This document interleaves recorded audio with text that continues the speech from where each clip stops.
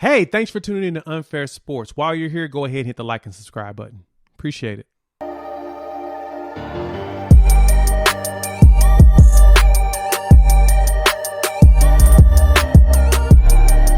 It is legal tampering season, baby. Also, happy Pie Day.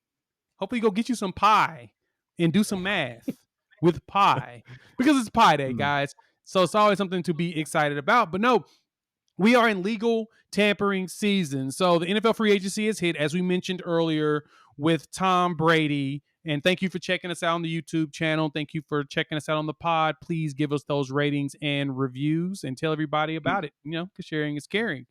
And Tom came back at the precisely perfect time in preparation for this season because free agency is now here. And so there's some big topics, Jimmy, that we've got to touch on real quick that I think are critical and important. There's a movement with the Cowboys.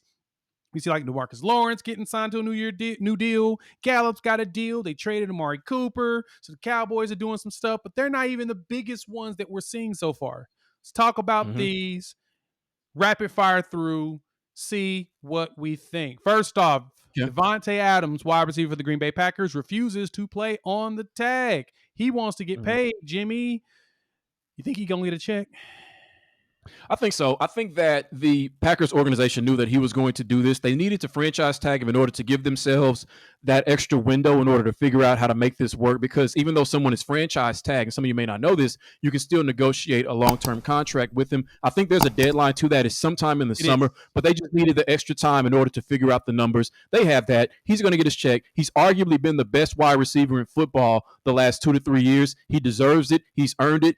Having him long-term might guarantee you another 1 to 2 years beyond this season of Aaron Rodgers, who you caved into. So you cave into Rodgers, cave into Adams. He deserves it just as much.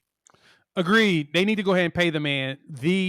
I mentioned this on a solo last week about how the Aaron Rodgers contract makes sense for Green Bay to do. Now, we typically talk about how when a quarterback gets his big deal, he cannibalizes everything else around him.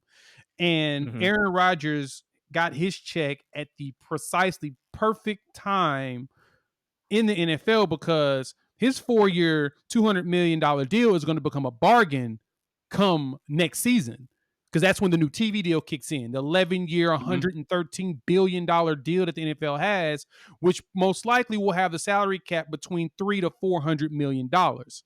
So if it's going to have a high salary cap, it's 206 this year, they're going to have space and wiggle room to do this. So for Davante Adams, they need to pay this man. But the problem with paying him is that when you pay wide receivers at 30 years old, which is funny, Adams actually makes less in total value than what Jalen Waddle, Jamar Chase, Devontae Parker, etc. is making right now because of the way the scales were at the time. Yeah. But usually when you pay guys like him, they fall apart.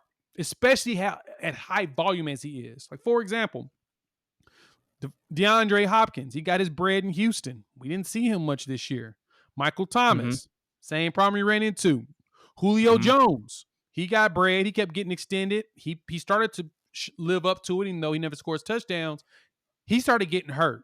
Cortland Sutton with the Broncos. I think the problem with him is that he never quarterback. But my point is you're starting to see these wide receivers, as they get paid, they get hurt. Tyler Lockett was hurt a little bit. Christian Kirk, now he's got this ginormous deal. Kenny Galladay, we talked about how horrible of a deal that was.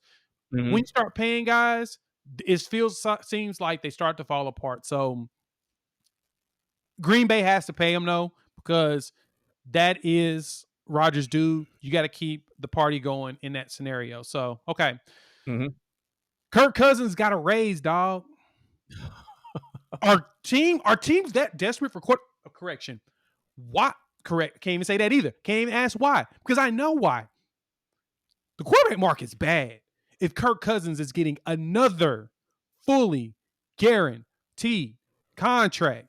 Did you see this? Yes. It was a $35 million extension, keeping him in Minnesota for the next 2 seasons. Bro. They paid him more money to be mediocre. They paid Mm. him more money to be mediocre. Please explain to me how he's not mediocre. They paid this man more money to be mediocre. Jimmy, was it a good move for the Vikings to keep Kirk Cousins and pay him more money? Well, let me ask you this question: Can a good quarterback be mediocre at the same time, or is it a contradiction in terms? Let me ask that question. Um, I think that in the NFL, to be an NFL quarterback, you have to be good, but you can still be considered mediocre. hmm I think he's a bit better than mediocre. See, the problem with Kirk Cousins, and I go back to this article that I read about a month and a half ago on the Athletic about Kirk Cousins that really goes into the psychology that makes him the quarterback that he is. One of the best articles I've read on the Athletic. I cannot remember the author, but it's fantastic if anybody gets a chance to look at it. And I think with Kirk Cousins, part of what he does, and I've seen this with other quarterbacks, is he makes management comfortable.